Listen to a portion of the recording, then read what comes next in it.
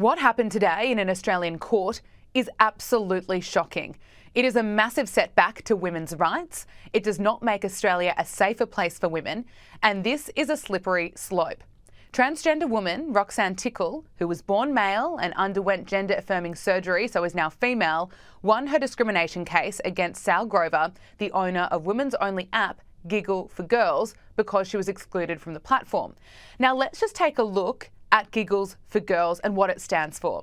It was created to be a safe space for women to interact with each other free from male patterns of online violence, something that is critically needed.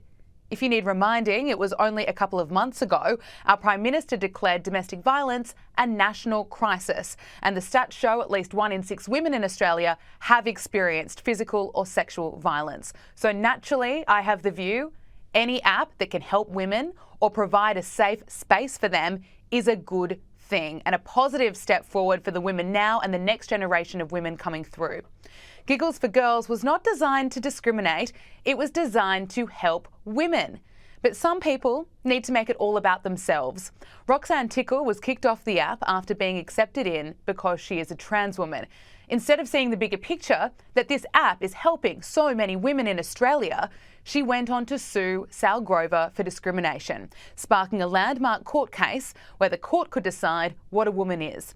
Federal Court Judge Robert Bromwich found that sex is changeable, and Roxanne Tickle was indirectly discriminated against, and Sall Grover was ordered to pay $10,000 in compensation as well as legal costs. What precedent does this set for women's only bathrooms, change rooms, shelters, and sport at the highest level? This is an embarrassment for Australia, and I know I'm not alone in saying that. Just look on X and the amount of women advocates expressing their outrage. Sall Grover wrote, "Unfortunately, we got the judgment we anticipated. The fight for women's rights continues." Nicole Flint posted, "Thank you for fighting for women."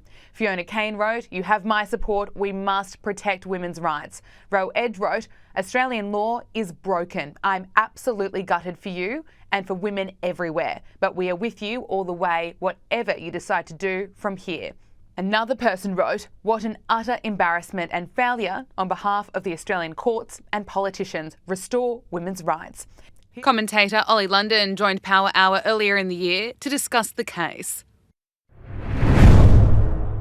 Let's look at the case in Australia, Tickle versus Giggle.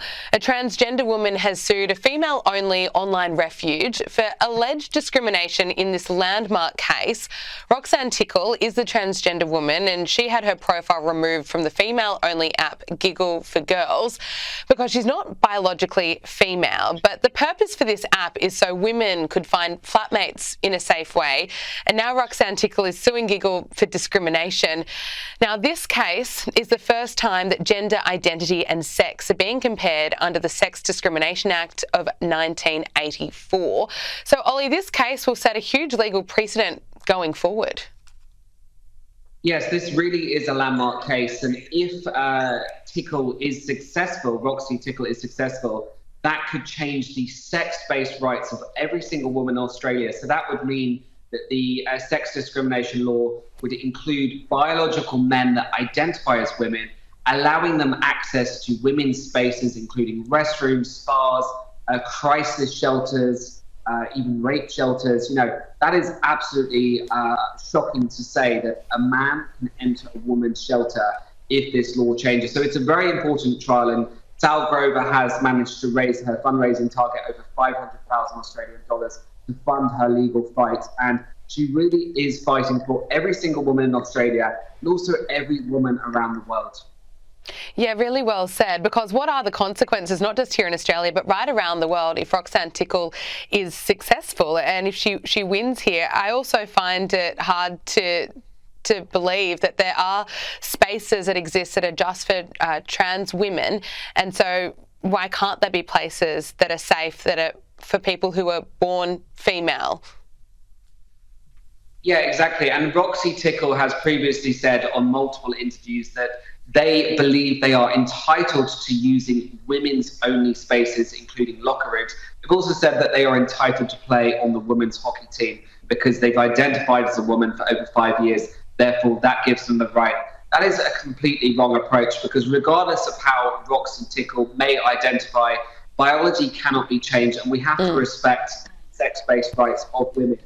And, if this case for Roxanne Tickle is successful, we're going to see other countries trying to replicate this law. We see Scotland at the moment that has just made it a hate crime to misgender a trans person who could face up to 7 years in jail. So whatever happens in Australia with this federal court case will set the precedent for the entire world. And we will be watching it closely. And as you mentioned, last week Scotland passed the new hate crime law, sparking controversy and raising questions about whether they infringe on freedom of speech as well. And we know that author J.K. Rowling has been speaking out strongly on this issue. She slammed this legislation as she spoke out for women's rights.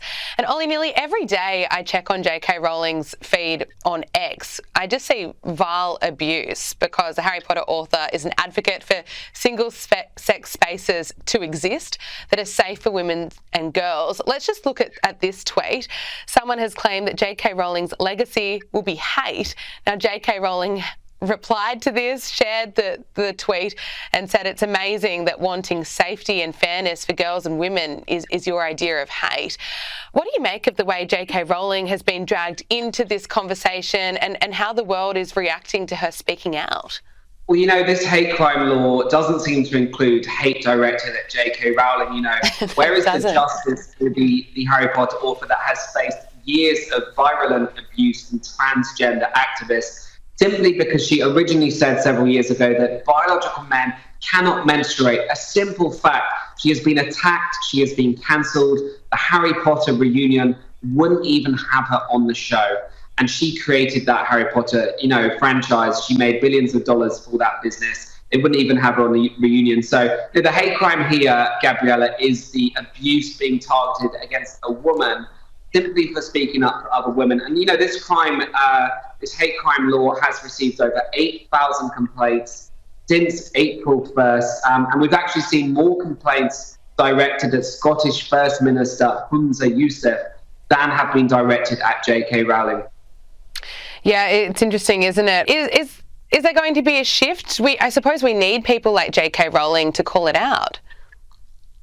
Yeah, J.K. Rowling really is a warrior. She's been speaking about this for years, and thanks to her bravery, a lot more women have been speaking out. But again, this does set the precedent, because what happens with this law, so far nobody has been prosecuted for misgendering, but it is just a matter of time, because it's included under the hate speech law as inciting violence and inciting hate. So, we have Ireland is trying to pass a similar hate speech law and online censorship law.